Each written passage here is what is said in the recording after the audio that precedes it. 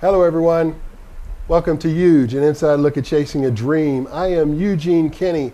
It's good to see you. Thanks for coming back. We have many viewers, and I appreciate every single one of them. Thank you for coming and viewing our show. Our show is based on comics, young comics, the comics that you never get to see. I've been in the comedy business for almost 27 years now, and throughout the years I've met some of the most amazing comics in the world, some of the most amazing people who happen to be comics in the world, and you'll never meet them.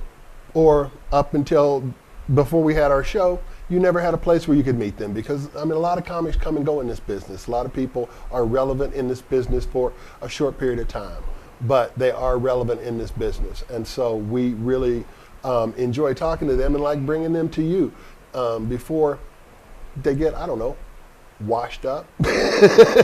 And when I say we, I'm talking about myself and my partner. My partner this week is in Arizona, Chuck Roy. Speaking of washed up. Chuck, what's up, sir? How you doing, buddy? I got a little hair here that just I see that. I see that cowlick. What's up with that? It looks good. I got one little hair, a couple of hairs that are just... So you're in Arizona working the improvs? You're at Tempe, right? With, the shows are over. We did the weekend with Brad Williams. Yeah, it was very fun, and Joe Bryan. And it was great. And you're heading out to Cleveland now? Cleveland on Friday. I got a classic phone call from a great agent. I shared the news about my new job and how that starts next Tuesday, and he goes, "Good, you're not working Wednesday and Thursday, are you?" Because I got something for you, right? Yeah, and that's as soon as I saw it was him, I already started heading for my calendar. Right, and go, yeah, no, I can. Where do you need me to be? Right, exactly. And so I'll be in Cleveland filling in for Fortune Feimster. Do you know where you're going to be at in Cleveland?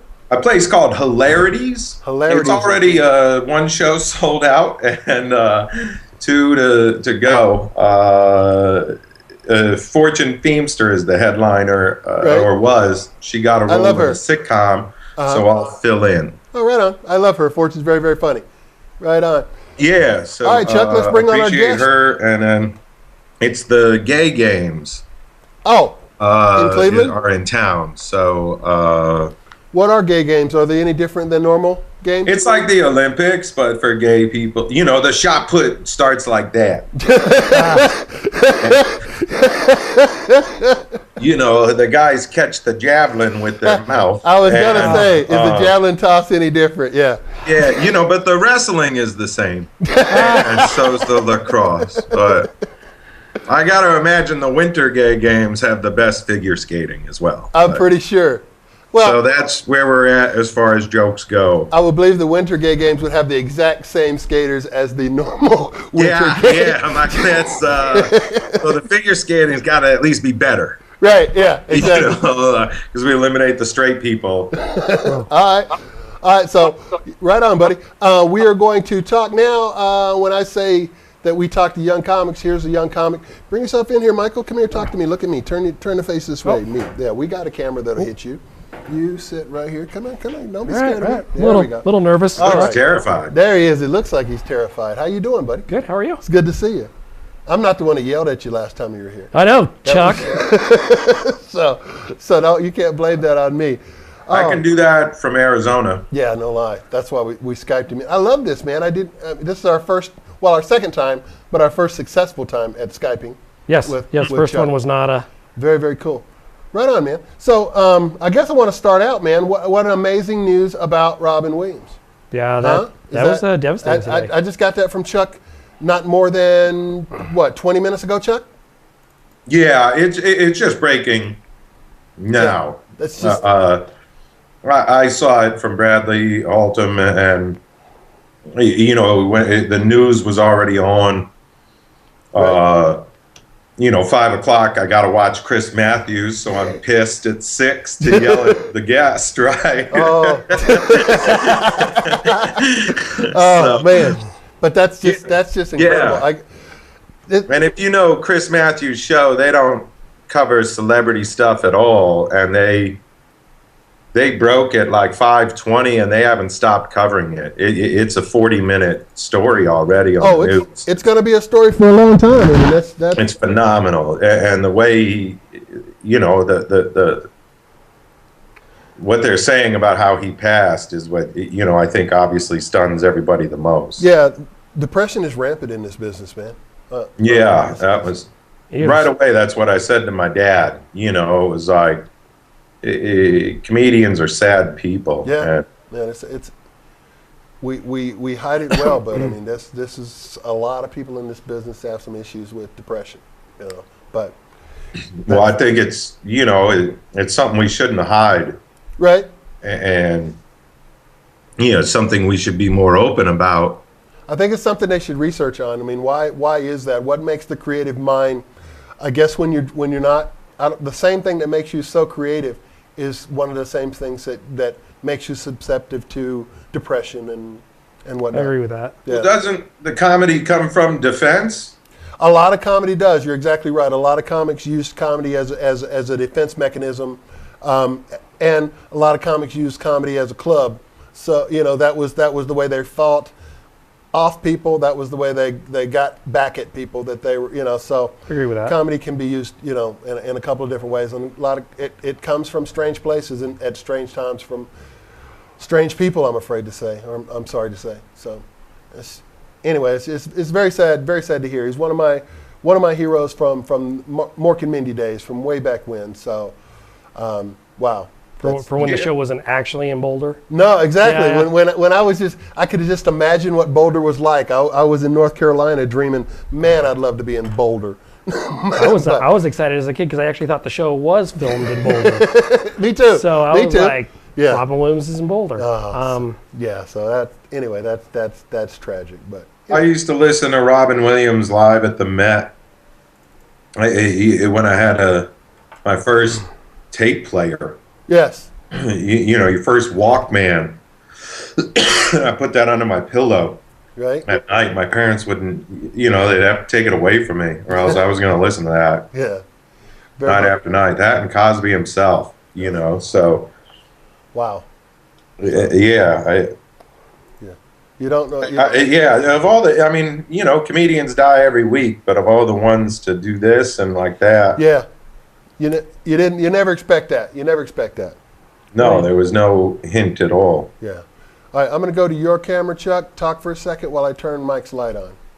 Oh, okay. Well. There we go. Hi, everybody. Welcome to the EUGE show. And this is the part of the show where we like to talk about covering and stretching. You can see me. We'll discuss some basic comedy techniques. There we go. Now. How to, there we go. Now Michael's there with me now. See there? Yeah. All right. Yeah. So, all right, I guess today, Michael Martich, did I say it? Martich. I always mess that up. Michael did his very first set on the Friday night showcase with us. How long ago now? I don't even remember. It feels like 5 years ago. Yeah, but it was really not even less than 6 months. 6 months, maybe. Yeah. Yeah. Maybe. And have come a long way. Done how many shows now? I'm probably still about the 10, 12 mark. All right. And a good chunk of them over with you. Yeah. But I have taken advice from like you and Chuck, and I branched out and checked out a couple places. Some places in Denver that I'm glad I'm in the military, and I would not go without a weapon. I understand what it was. So talk to that. What have you discovered? I mean, you took the advice. You did get out. Well, I remember a lot of stuff that, especially from Chuck, who was hostile, yelling at you. But I didn't take it that way. I took it more as a constructive criticism and why haven't you stepped out? Why haven't you tried to do this before? Right. And a lot of it was there's a natural fear. People don't want to be in front of other people. And you put yourself out there in a different way where you're vulnerable. You're very vulnerable. And then I've been in the military for over 17 years, and in the military I teach people to be instructors. Right. So to be instructors. Actually, I go out and I teach. No, actually, just teaching anything, military courses. Oh, okay. Stuff like that. You teach instructors how to instruct. I teach at the Officer Candidate School. Gotcha. I teach at I teach at the school down at Fort Carson where new sergeants come in. Uh-huh. And I love it. As you're talking, I'm building a But, shot, so don't think I'm ignoring you. No. Okay. So realistically, I'm used to speaking in front of people, but a lot of that stuff is very prepared, and some of it's scripted. But most of all, I have a captive audience. You know, they're military soldiers. It's not the same being in front of people and trying to make them laugh with experiences that, you know, you've had in your life. Right. So it was very different. And I can see why a lot of people will go out, try it, like Chuck had said, and they run like hell from it. They do run like hell from it. I've been in the room where it was mostly comics. I had never seen 20, 30 comics in a room, and they were, most of them, not very pleasant. Well, Kinda, okay, talk to that. Kind of a little negative. They didn't laugh. You know, there were some people who got up there who I thought were hilarious. I saw Jill Tassie down there. She was great. And there was a few other people who I thought were funny, but nobody laughed. It was very serious in the room from the guys who were the comics. And I was laughing because I thought it was funny. And at the same time, I felt like you need to support the other guys up there. Yes. So, but I can see there's a competitive side to this. There is a very competitive side to stand-up. That I hadn't really seen before. I believe that the competitive nature to stand-up is like one generation. Like if you're the MC and the feature is looking at you as competition, the headliner's not. So you have a better opportunity to learn something about the business from the headliner that generally wants to help you, wants to help new comics get started in the business because he's in the business, you know, and he does that. But I think that a lot of times when you walk into an open mic, a New Faces, or, you know, they see you immediately as competition, and it becomes rough. I've heard that. You're not the first person to say that. Yeah, it was definitely a little unique. Yeah. And then, you know, you guys had mentioned that I'll face the hecklers, and I talked about a little bit that in the last show. A big biker guy, just completely infuriated because I do a little part where I talk about how, you know, real men don't drink wine. Okay. You know, and you know, he was yelling from the crowd and we're talking a biker with a group of bikers, and was like, this is one of the ones where I wish I would have been armed. I know he probably was. And he wanted you to. He was upset to understand that he drank wine. Yeah, wine's okay. Man can drink wine. And I was like, I told him, he confronted me at the bar afterwards. After the show. Yeah, and was like, you know, man. And I was like, look, you know, Go ahead, Chuck. Tell him he was hitting on him. Was he hitting on me? Was he hitting on me? He was just trying to find a biker that drinks wine. Come on. I did. I have noticed that. He was sending you code, is what he was doing. You guys fight over who's going to bottom? Hey, I'm willing to try. Whatever. For world peace, whatever. It was just a little unique. I was a little taken back, and part of it's stuff because I have a large military background, so I'm not afraid of confrontation. I don't necessarily want it, but I'm not afraid of it. So. And I've noticed that, you know, when you were talking about earlier when we started the show, that it is a defense mechanism. The humor can either diffuse or ignite a situation very quickly. Oh, you can use it either way. Yeah. Yeah, and I chose to ignite it because he came across that, you know, there's a comedian that was before me that was, well, she was gay and she was funny and hilarious, but he didn't like that. He didn't like having a gay comedian up there, so he was making some gay comments, and then. So I attacked him a little bit on it and was like, you know, hey, you know, the military is now allowing gays. Maybe your motorcycle club will too. And that's funny. And he did not find it funny. I could see where he was piss him off. He was even more hostile, but his buddies laughed and it kind of diffused. And he sat down at the bar, and I went back to the table with some of the other comedians and was fairly convinced that in the parking lot he was going to shoot me. You know, so, but nothing happened that night. It's just, I've seen, you know, good, bad, and ugly, but mostly great. You know, most people are pretty receptive, and I've noticed that some of the things, you know, I kind of talked to Chuck for a few minutes before we got started, and some of the things that I'm running into right now is that I love being up there. However, I'm having a harder time with like the timing of how to time things and how to write it. Right. I have all these ideas and I put them all in a database. And I try to write so I can make transitions, but it doesn't always come as smooth, even when you're talking to yourself, you know, as it does, you know. We have Jake in the house.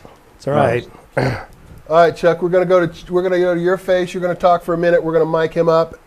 Oh, Thank hi you. everybody. This is part 2 of how to stretch. Today we're going to learn some simple stretching techniques. One is to say the phrase Sit back now. and hold it out for a while. You go and that really builds a lot of confidence in your audience. They feel like you really got this centered. We'll also address Michael's fantastic issue about, I want to know what he has a database about. No, well, I mean, I wouldn't call it. I guess, we'll cover the fact that I am not a tech person. So for the most part, I would say that I probably have a Windows file that I've saved, on my computer that every time I even think of something, I put it in there. So it goes from my notepads into that. So that's kind of how I write stuff and keep it. Well, what is your purpose there? Are you writing down the whole joke or? Well, mostly pieces of it, and so that I can expand upon it. And that I don't want to forget about it, because I could be sitting at dinner and talking to somebody, and they're like, "That's a really funny story. You should write that down and keep it." And then do you ever go back to work on that, or is that just a process of collecting notes? Collecting notes and know putting what to things do with together. Like last Friday, I went and did show. The huge show, and it was more of a thing where I had put up everything that I wanted to do, and I lost the note or my list 20 minutes before I had to leave. So I'm hauling ass down here with my entire printout, trying to think of what the hell I was going to put together and how I was going to do it. I got you. So when I was a little more panicked when I showed up, and I went up and everything went okay, but it was amazing. Like even with Ben was hosting. And Ben was like, "You got to do the goat story. I have to hear the goat story again." Move in a little bit. Thank you. And my wife is like, "Please, for the love of God, quit telling the goat story." So because now it's becoming a fan favorite, and there's so many ways to twist it. I have people send me ideas on how to change the ending of the goat story, because the goat never dies. That's one of the things that is really seductive in this business, is that it's hard to get rid of a great joke, because those laughs are coming, and it's hard to pull something out and do another. But you got to do it. I mean, that's the whole business, is write another joke. Yeah, let's talk to our guest about getting rid of jokes. I heard our guest is getting rid of all of them. Our guest / co-host, Chuck, if Jake was going to be here just in case Chuck couldn't make it in with the live stream today. So look at Chuck is streaming the hell out of it. Yeah, Chuck is capacity. What the hell does that say? Okay, we are streaming the hell out of the CPU. That's great. That's not a problem. There we are. Where we at? What else is he streaming? That's the question. I should point out that I have one of my mother's delicious chocolate chip cookies. Ooh, that's a nice. Really? Can you bring one back? How am I going to pay attention to you? True that. God, I was going to ask you to watch it if you wouldn't mind here online. So go ahead and eat it. I'm tempted to put the stream on and watch from another computer. Well, but I think we're doing okay. Guess who came in? We have our guest here. Yeah, let's get this conversation Jake, going. how you doing, man? Good to see you, buddy. Thanks for having me. I appreciate you showing up. I assume that you guys already had the 15 minutes of silence for Robin Williams. Yes, we did. Isn't that something? Is that something or what? We talked about it, but we talked about also this business. Depression is prevalent in this business. I mean, it runs rampant. It's wild that the thing that makes us who we are is the thing that makes us so susceptible to depression and other things. Really tough stuff. Yeah. Anyway, the reason that I wanted to have Jake on the show is basically the whole reason that I do the show, and I'll talk to the camera forward, is because Jake announced on Facebook about a week ago that he was no longer going to do stand-up. I mean, not getting out of the comedy business. He produces comedy shows around town. Got a lot of things happening on his own, but he's going to get off the stage. That's the whole point of this business, the whole point of this show. Jake has been relevant and funny to the comedy business for how long now? How long you been at it? A little over 2 years. A little over 2 years, Yep. and I have enjoyed your stand-up. I laughed at your. I think you're one of the smartest comics I've seen, and we. Although I hate to see comics get out of business, Right. But that is the business too. I mean, people run through this business and find out, you know what? That's not for me. That's not something for me at this time.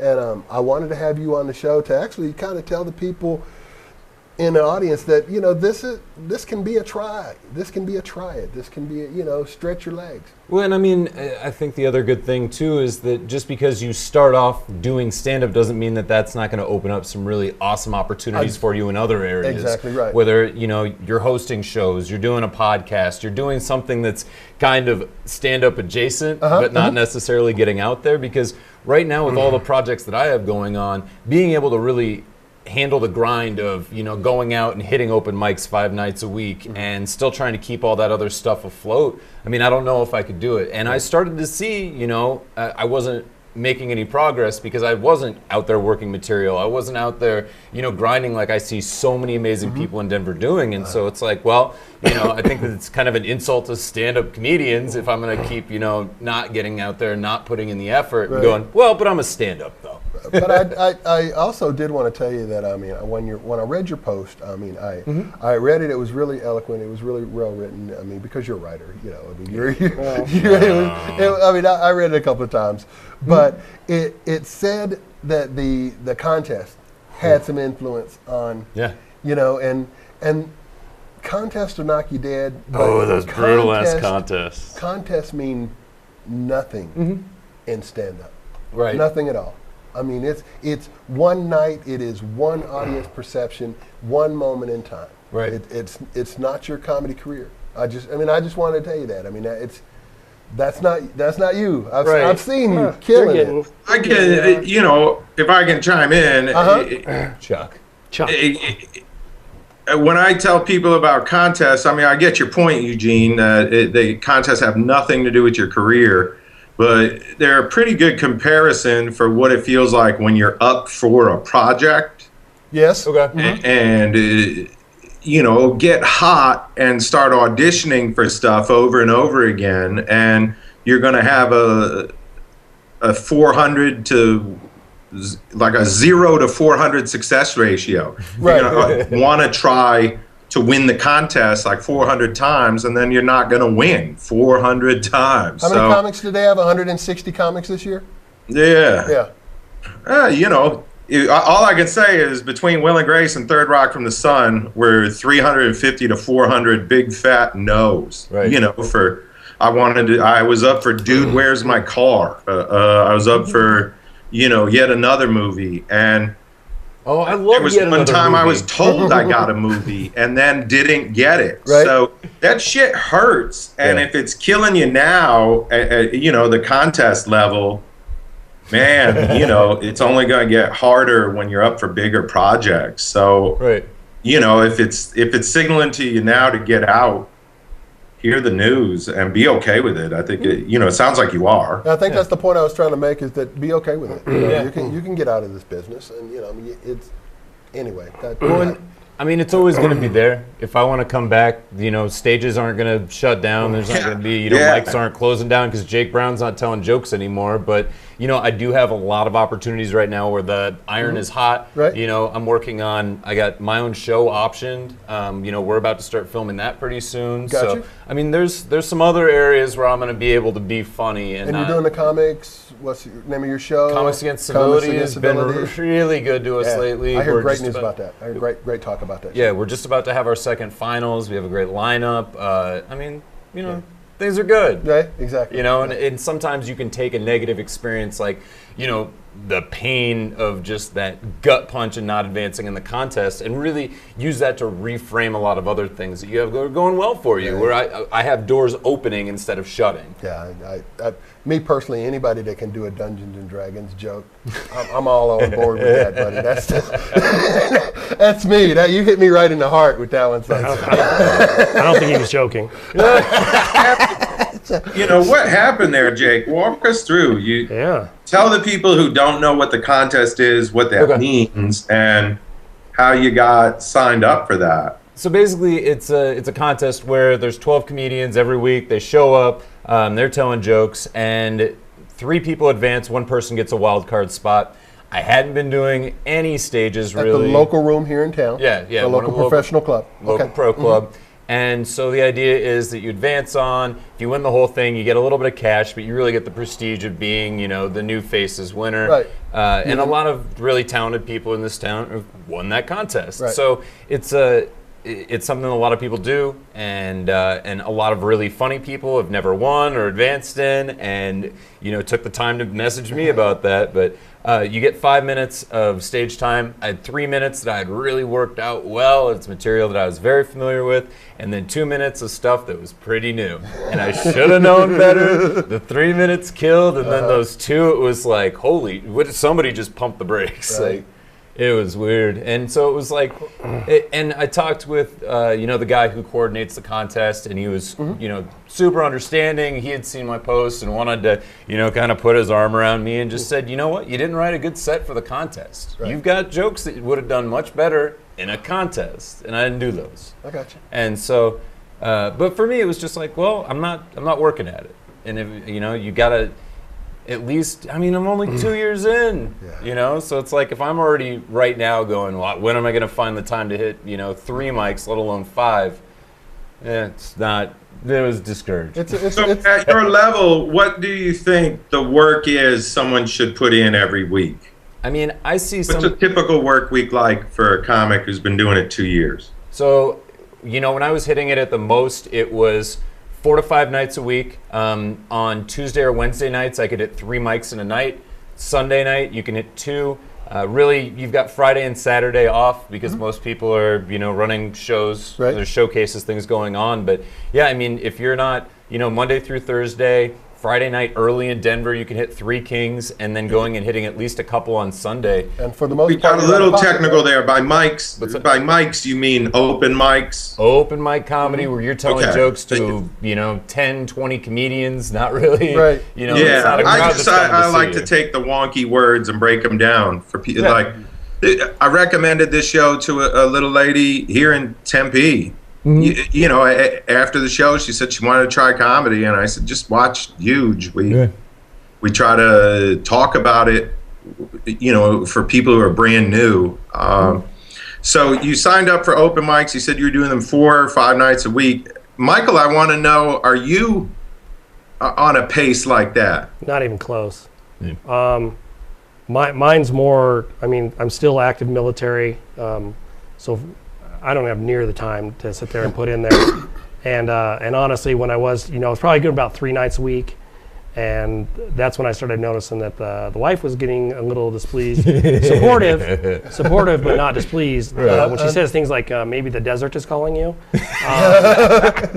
right. And she didn't mean Arizona. Right. So, but she's still being supportive. She's done things like come to see the shows, and I think that's why she wants me to do variety. But no, I see the amount of work that's going in, and I see the frustration levels. We were talking about that just before you got here, of how some of the people are hitting these open mics, and I've been at a couple clubs where it was like 20, 30 comedians, and I didn't think very supportive more than half of them. Not it was the friendliest bunch. Oh no! Yeah. No, they're there to get their time and Right. get Yeah. out to the Yeah. next one. And it's like, well, that's cool, but if somebody's up there and they're doing well, then I Sometimes supported comics them, and feel that every laugh I had a you take great is one they time, don't and get. some weren't. It's crazy. Some it was tough to watch, and some were hilarious. There were some people up there that I thought were great, and so it's been tough to put in that type of time. But I see the amount of work that goes into it with these guys, and then sometimes I feel frustrated because I can't find that much time, and. That's one thing I think about Ari's Tavern. Whether I don't know if I do you a favor, because Ari's Tavern, we like brand new comics. We like to watch comics develop. We like that's the whole thing. That's the show. We do the EUGEshow.com. That's what we do. And so we try to make it a very friendly environment for new comics. But then you go out into the real world, and it's really not. It's not that friendly of an environment when you get out there in it. Yeah, I don't know if I'm setting you up. They look nice. They're And then pretty, they show right? up and they're not nice. Yeah. And I'm already in a hostile business. I'm like, why are you being like I that? completely understand.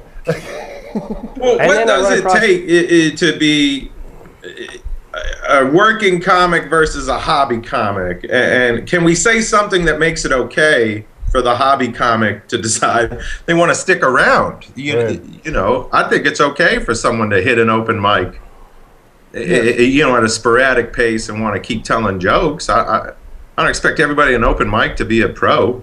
Right. Future. Yeah. I agree. But it's rough. You know, Chuck. This is a rough business. Yeah, so someone like Michael, you know, does he have to go on to become a pro, or what path could he take in comedy that fits within his life for the next few years? Right. I don't feel that he has. It's a good question. I don't feel that he has to go to be pro. I think the hobby comics. I don't even know if hobby comic is the right word to describe what comics. You don't want to be called a comic. Yeah, to have a comic, right? A comic that have no plans of hitting the road. You know, I don't know if that makes you a hobby comic or not. I think you can be legitimately a comedian without having a plan to hit the road. I don't know if that's the right. Well, and then I look at the life of the guys that are hitting the road, like Chuck right now. Chuck's in a hotel in Arizona, then it's 100 and some odd degrees out. I'm at his house. Chuck's at mom's house. Chuck's at mom's house? Chuck's at mom's house with Chuck and Chip. You have homemade cookies? No wonder. That's what the road is right there. It's all chocolate chip cookies and Skype interviews. Chuck works the road. For me. Chuck works the road a whole different level than the comics you talk about. Well, it is. The comics you see are how many houses where he just invites himself in? What do you know in Cleveland where you're going to walk in and... Find someone unhappy to refer to for that. Oh, my God. I'm having a hell of a week. Plus Cleveland's going to be a nice condo for Chuck. Yeah. That's what he just said. He has a friend up there. Chuck's going to be okay. But let's admit, it's going to be a first-class hotel, and there's a car service to and from. It's a Gersh agency gig. It's a car service with a pink mustache on it. There's a lot of hotel rooms between now and Chuck Roy. Yeah. I see people doing it though, and it's I see their posts, and I don't see how you can go out of pocket now and be a stand-up comic. I mean, as far as like hitting the road, gas is so expensive, everything is so expensive. It's just incredible. I mean, I really believe that I lucked out, because when I got into this business, a feature act was flying in $1,200. Yep. I mean, and that's, flying in, you got a room, you got $1,200, and they paying for the tickets. That's a feature act. Right. Now that's a headliner at some point. Now a feature act is half that, no airfare. Exactly right. Okay. Exactly right. I don't understand how they can. It's rough in this business right now. Well, I mean, I'll tell you, on their end, they're asking for feature acts, and I don't think people are moving to the position. I think city by city, people are doing what Jake is doing in starting their own shows, and I can see where you want to have a career path with the comedy club, but I can also see where the comedy club,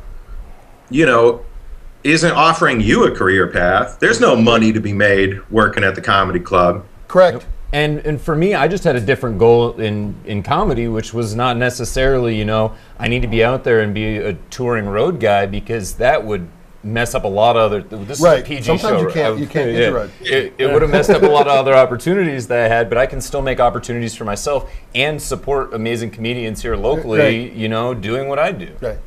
I guess what I want to ask maybe all to discuss is, how can someone who wants to do comedy try it and feel comfortable trying it, when they have to hit open mics and be surrounded by in walks Chuck Roy to try jokes, and then in walks some jerk to tell them, what the rules are, and that they better hurry up and get serious about their career. If people want to try comedy at the open mic level, they get to just show up and do 5 minutes, as much as they want. Mm-hmm. I think for me, starting out, it was finding open mics where there's at least a few civilians present, non-comedians that are going to be there. Yep. That, whether it's just it is in the bar that they happen to be in. Like Right. Three Kings is a great example of that on Friday nights, because it's early on Friday, so it's an easy thing to duck out. Hey, I'm just going to go down and tell jokes real quick. And there's an actual crowd there, so you can get That are out on Friday. Yeah, so Right. it's not just, some of these open mics where it's, 5-10 comedians, and I know that that's all it's going to be there. it's weird. It should feel more comfortable being around a bunch of other comedians. But it's But not. it's It's not. It becomes sometimes it becomes an attack fest. I mean, and in a funny way, you know. I can't walk through the Comedy Works, I can't walk through any of the local clubs without someone that's, you know, starting in this business coming at me in an odd way. You know, the old guy, the whatever it is, there's an attack there. Yeah. That's not, hey Eugene, good to see you. It's a joke, but I know it's not a joke because I'm a comic. Right. You know, it's it's like a passive aggressive thing, and I guess what I'm trying to say, Michael, what would make you feel comfortable in the next year? How many sets would make you feel like you're accomplishing your own goals? Maybe a couple a week, you know, and I want to be in a position much like you guys where I enjoy it. I want to enjoy what I do. I can be local, you know, and be okay. And I've traveled. Military has given me opportunities where I travel a lot, and when I do go, with the exception of Iraq and Afghanistan, which apparently sense of humor is like literally. Yeah, tell one Christian joke and you're labeled. What's your takeaway? I mean, what is it that you're not trying to go out on the road? I mean, what is it? You like the feeling? I would like to get around and enjoy it and get good enough at it to where it's more of a people would come see me at Comedy Works or wherever, or a EUGE show, and just because I'm a local, you know, you know, I don't have to be somebody who's big named and go out there, and you know, I just want to go out and have fun and tell jokes. And if you were to say, after I finish a good set, I feel, how would you answer that? What would that be? Proud, happy. I feel good when I walk out. When there's good sets and you walk out of there, you know, I've seen you guys at Comedy Works. I've seen Denver Improv, gone over there, and I've seen you guys do stuff. And when I'm walking out laughing and knowing I know you, and I've even heard you guys' jokes before. Right. Yeah. You know, there's some where you guys lean on in some of them, and even though I've heard it, it's still freaking funny. And I walk out, and even my wife's like, "It was good. You can stop." So I like your wife. Yeah. I think she might be funny. No lie, she should get her on stage. I'm thinking the same thing. I'm gonna hit her up on Facebook. So see if I can offer her a shot. So I don't want to quit. I just want to get to a point to where I feel like I can write halfway decent, and I can get the timing down a little bit, and that I can change things around to where it's not always, you know, sometimes it's hard to be completely fresh all the time. Right. But change it enough to where somebody's like, oh geez, you know, it's the same exact act every time. Well, I'm glad that you talked to you know, about your last set. You left your notes at home, because I was going to talk to you about that. You were a little disheveled on stage. I was. I had to revert to some stuff. Right. Exactly. And then I tried what Jake did once. I tried new stuff one time. I mean, I was killing it. I felt like I was killing it. Well, yeah. And then it just went flat because I was like, this is going to be funny. You know, I'm going to throw this out there. And I threw it out there, and it was literal crickets. And I was like, oh, crud me. For whoever's watching the show. Yeah. Okay. So I was like, and then I jumped back. Oh my God. I jumped back. And then it recovered, and it was okay. But then I was like, well, don't do that again. Right. It took a second. I mean, you could tell it threw him off, because it was you hit that spot where there's supposed to be a laugh. Yeah, and no one laughed. There was nothing. There was nothing. Sure. But you know, all of those things are I think, really good observations, and none of that says you have to go on to be a pro comedian. Right. You know, if you brought the same work ethic and attitude to the shows that you like, you keep bringing new material, then and it fits in your world, and it fits in the producer's world, then I think that's plenty. And what a fun adventure! Yeah, I've got no problem with the big fish, small pond. It's been no problem at all. It's been weird. People send you stuff. Now I got people. They call me during Last Comic Standing. I'm like, I get it. The show's on. I get it. The chances of me being on there, you know, probably no. So. Well, if you make no effort, then yeah. Well, agreed. But already shut that door. All right, moving on. Yeah, who watches this show anyways? But you know, it's funny too, because I've got a guy that I think I sent you some information where he wants to come do some stand up, Okay, yeah. and he has no idea. I mean, he thinks He just wants a buddy system. No. All I hearing is how easy that looks, and why does it stress you, and why does it bother you, and I can go do that, and I'm like, oh, you know what? Then tell him to I'll do set, it. I'll have you set. I'll set you up. I love it when they're so funny. When those are the guys that Yeah. get up there and have no clue what's happening. Well, it's even like Because that. it's natural for them, and when you take them out of their natural, hey, I'm comfortable with all my friends setting, and put a microphone in their face, it's a whole different ballgame. So I'm a whole different thing with being gonna funny let him and do being it, confident. and I'm gonna feel slightly guilty for Yeah, we'll talk about that. I'll put him on after the beer show. one. After beer one. Ooh. Yeah, we'll put him up at ours. Yeah. Well, so I mean, for you and Chuck, I mean, how long in did you feel comfortable either writing on stage, which is kind of working material out as it comes to you, Right. and I know that you love writing things pretty yeah. But okay, so that, or when you got to the point when you didn't have to go out and test a new bit or a new chunk 15 times at an open mic, you could run it a couple times, but you felt pretty comfortable with it. Right. Chuck, you want to talk to that? The process for me, in the 90s, I was a 90s comic. I wrote an act. So you kept rehearsing your act, and then maybe you try a new bit, one new line, and that's a big deal. When I moved to here, I had done my time as a TV warm-up and was very bored with doing an act. So I would just go to the Squire Lounge, the open mic, on a Tuesday. My rule was I would only do stuff that I wrote after 4 o'clock on Tuesday. So I would just put my set together and start from zero. And if my set went 2 minutes or 30 seconds or 5 minutes, I had clout. I didn't have to worry about filling time. I just would do whatever I damn well wanted. If I did 30 seconds and it worked, but especially at the start of trying that, it was hard to go 3, 4, 5 minutes with just stuff that was only written today. So that's a new opener, new closer, new everything fresh. Now, I think by the time I left, that mall store comedy club, I was doing Saturday, writing stuff on a Saturday morning and doing it first joke, second joke in, Saturday first show on a professional $25, $30 a ticket show, things that people said were impossible and you could not do, and I was routinely doing that on a Saturday.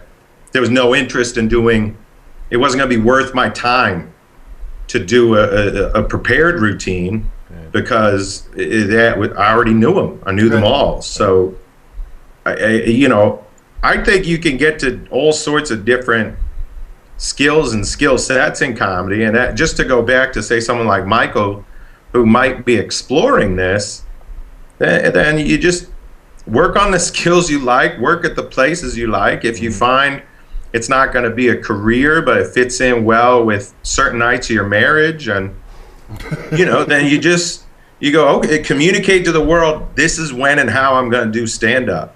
Right.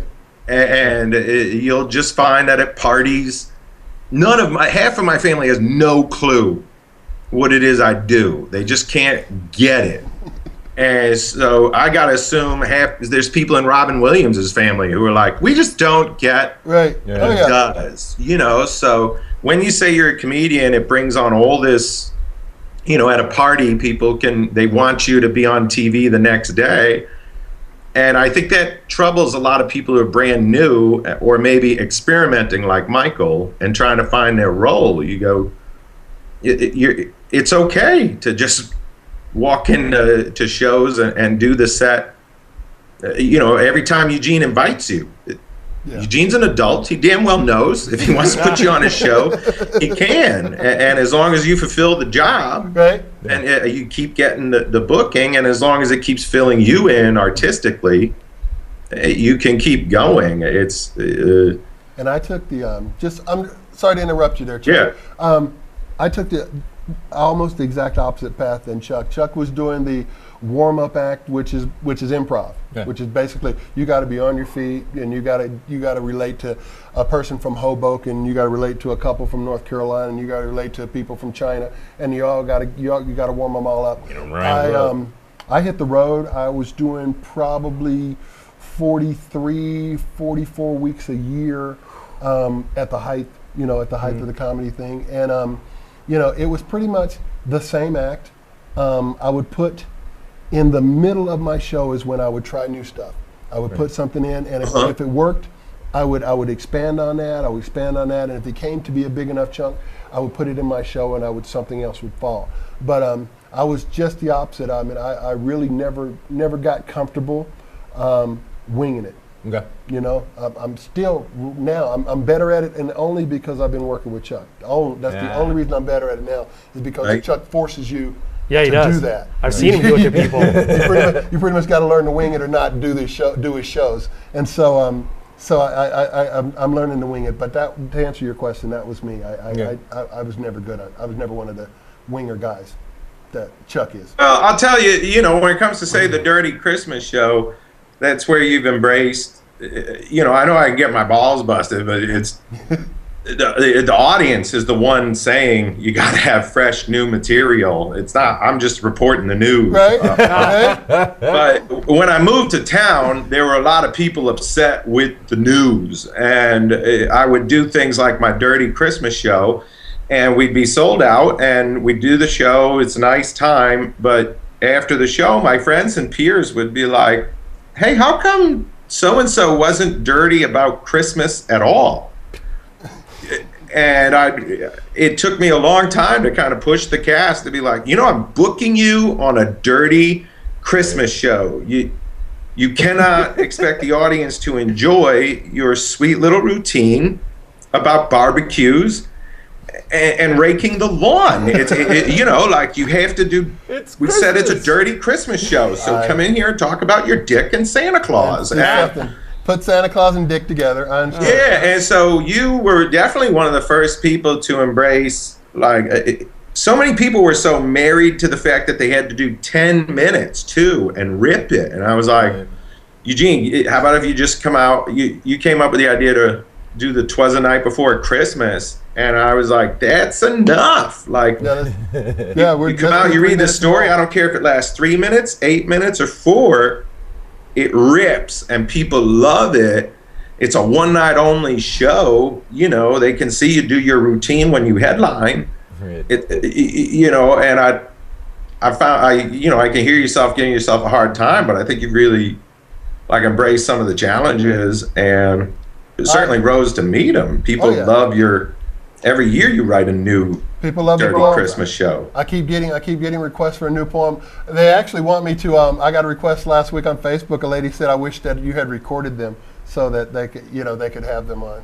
Yeah, I saw that, and I feel like this year we're gonna, we'll have to address that in some capacity. All right.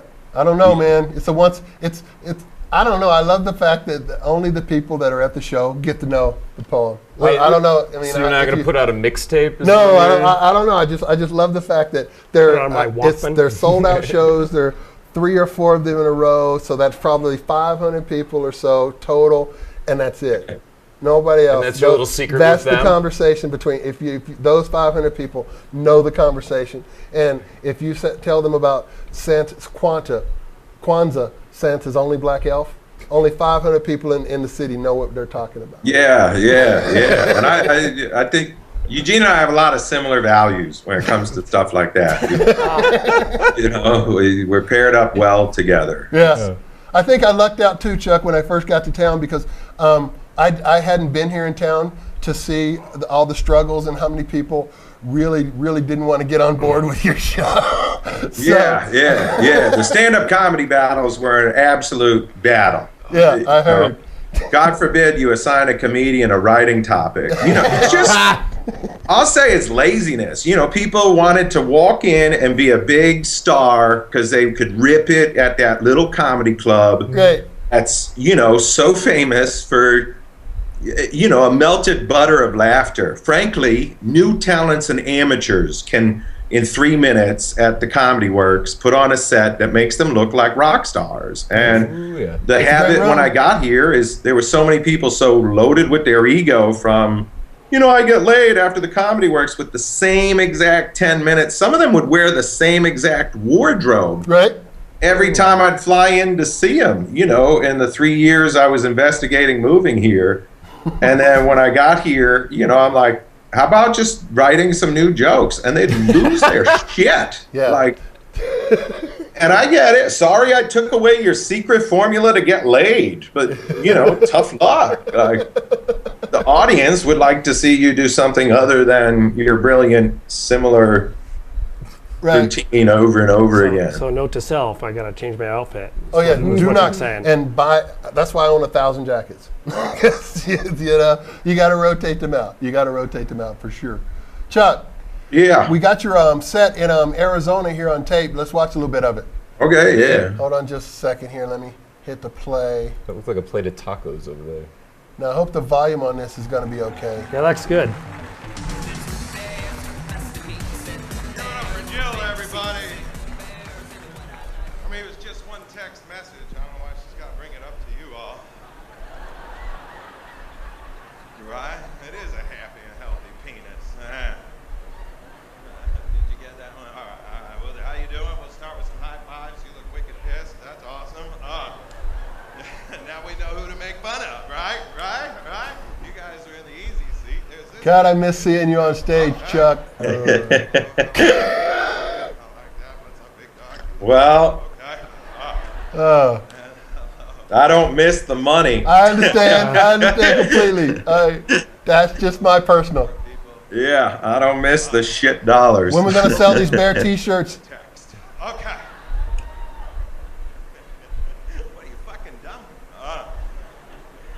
Do I look like the guy you would heckle? Can you hear okay, Chuck? Yeah, I can hear it. It sounds like if I talk, I can't hear me.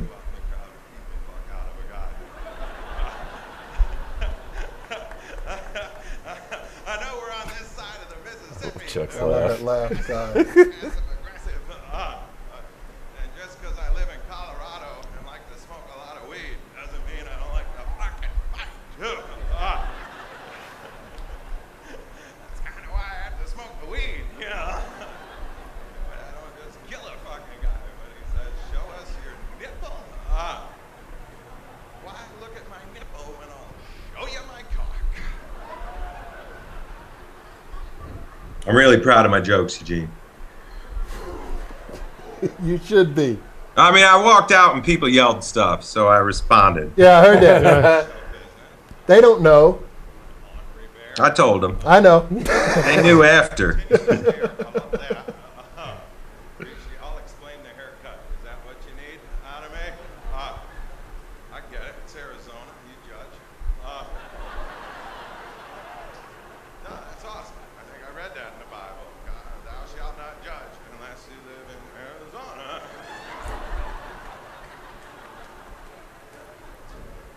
There's one joke coming up, Eugene, then we can get out. All right, let me know. My haircut is 3 weeks old. I paid $40 for it. I walked right in there and said, make me look like Kenny Rogers knocked up an Oak Ridge boy. Man.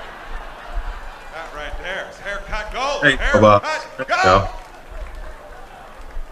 We can get out. Got me in a good mood. All right. You look like you were having fun, buddy. I got the review from my mother. Oh, They came to the show last night, and they liked it, and she just said, nice job that I walk out. My front 10 minutes of the routine is stuff about Arizona politics, stuff I wrote since Tuesday. Right. I've been here since Tuesday. The TVs are covered with political ads and everything, and I just made my little improvisations and/or jokes about the candidates, and she noticed that folks like that. If you walk out and address them, you talk about their neighborhood, and so I do the little high fives to. I know that people are scared to death of me when I walk out there. I'm like a big giant, and it wakes them up a little bit. Like get them up out of their seat. And then They laughed at the "Don't you know your reputation?" I love that. I cracked up. yeah, the girl before me, very funny young lady, and she does a bit about having sent she's new at sexting, so she sent a dick pic to a fella, a picture of Dick Clark. I love that bit. That's and funny. Then, of course, the other guy is her supervisor at work, and he sent her a real dick pic, and her bits continue, and then I walk out. So, that's why I say at the beginning, just, sorry about the picture. And, the fella in the audience yelled, "Show us your nipple." And you just go, how did that come up? It was dick pics. It wasn't nipple pictures, and nobody brought up nipples, but he wanted to see my nipples. He was just hitting on you, Chuck. What, don't you think he was just hitting on you? Pretty much. Probably, Yeah. I'm wicked used to that, but that's what made me, just shift to like. But it's hard to come straight out and say it in Arizona. You got to start. You got to start at the You gotta nipple, start and high fives and then pander to them. Yeah, it takes a minute there, but then once I finished the politics jokes, then it helped me get into. I even found I was saying to the crowd, like, nobody this summer wants to hear half the material I wrote. I wrote jokes about. For my summer jobs tour, I wrote jokes about my summer jobs, and turns out in the summer, people don't want to hear about jobs. It's their relatable summer jobs, So I've been enjoying just being honest with the audience, going, turns out nobody likes what I prepared, but one bit that people seem to connect with is about baseball dishonoring and honoring the first gay baseball player. He came out in '84, and baseball was so mean to him. But baseball kicked him out of baseball. He ends up homeless and dead. And this year they honor him. So the crowd kind of picks up on the math there, that it's 30 years later, it's not the time to honor the guy. Right. And one or two shows, like when I finished. Just the statement of baseball says, honored the first guy to come out of the closet.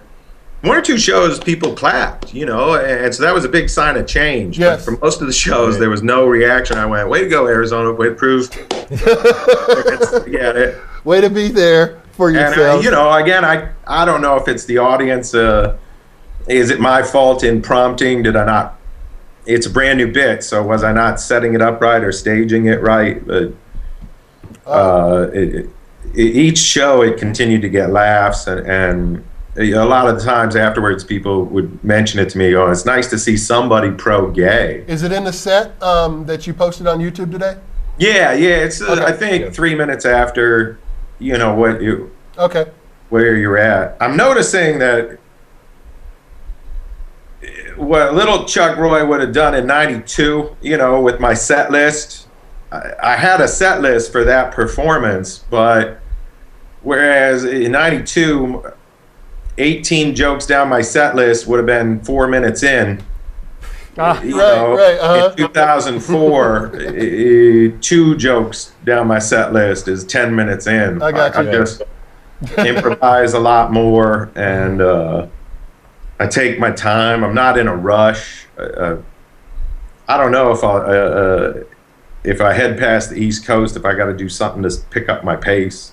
Chuck, I'm gonna close out here with the guest. Looks like we've only got a couple of minutes left on the show, if that. So let me get to that, and then we'll get back to you to see what you got going on. Anything you want to? I have a big announcement to make about my job. Excellente. Yeah, and I'm ready to hear that. Hold just a second.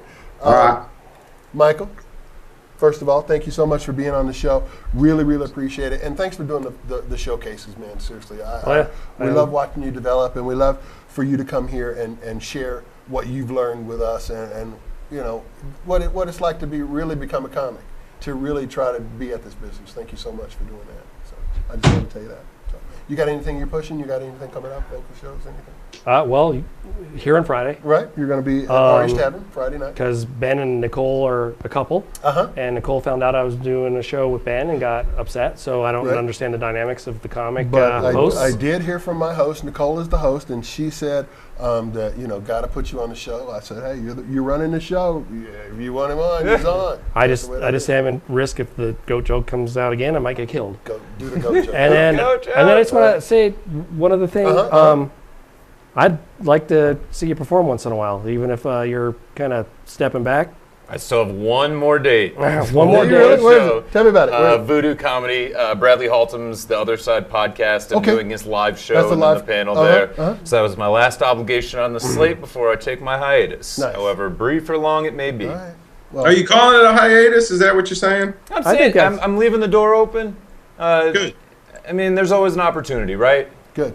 Because what I try to take from it is, if I, Rich and Famous, who knows who those folks are? Chuck, he's at his mom's house. Right. But I just seen other people like Nicole was gonna kind of give it up a little bit when doing some of that stuff, and I'm glad to see that she does little bits here and there, just so that you get She's awesome. kind of get people to see. So.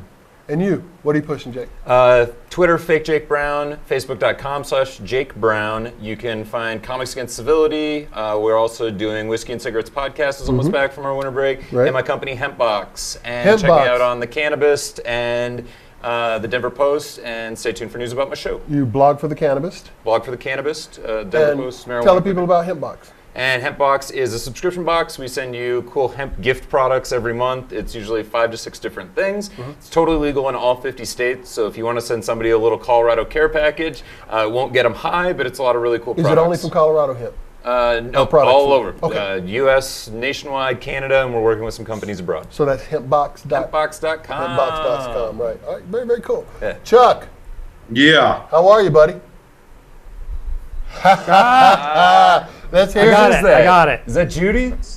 No. That's- Mel That's a Helitzer. course. Oh, yeah. Comedy Writing Secrets. It is the book you have to have if you're going to take my course at Community College of Denver, where I am the instructor of Theater 150, also known as comedy. I'm thrilled. That's awesome. I'm thrilled. You should be thrilled, man. If you don't know my story, I literally flunked out of college to become a comedian. More than expelled from the University of New Hampshire. Drinking my way out of the closet and then onto a stage and to become a comedian, and 22 years later to become an adjunct faculty member of a community college Wow. to teach comedy, I think is a sweet surprise. It's an amazing That's really success. cool. Congrats, Amazing. Congrats. Thank Right you. on. That's cool. I'm excited about it. It's I'm nervous about it. It's I keep waiting for him to take it away from me. And they're not going to take it away. It's going to be great. I'm going to enjoy it. And Yeah. right on, Chuck. And, Congratulations. it buddy. starts Tuesday, as does Ralphie May's Filthy Animals. Comes out on the same day. So And where can they see the Filthy Animals? that's going to be on demand worldwide, so that if you're pay-per-view, and then I'm getting more news about things like Netflix and Amazon Prime. We'll continue to have releases of variations of Filthy Animals. As I understand, it's going to go to Netflix at some point. Right on. And we'll have all this information up on the website, too. Yeah, I appreciate it, and I know people have been following along about Secrets and the Filthy Animals thing. It's gone through a few revolutions there, but welcome to show business. It takes exactly. there's patience, and there's some things sometimes it just doesn't work out the way you want it to. Right. Filthy Animals certainly didn't release the way I wanted it to, and it's coming out the way it is, and it's I look forward to being able to have people watch it. Exactly. All right, cool. We'll talk about it again next week. Are you in town next In week? studio next week, yeah. All right, cool. Awesome. So you're in studio next week. Thank you very much for watching EUGE, an inside look at chasing a dream. We really, really appreciate every one of your views. They're very, very important. Please like our Facebook page and subscribe to our YouTube channel. We'll see you again next week. Thanks a lot. Have a great night. Nice job, Euge. Thank you.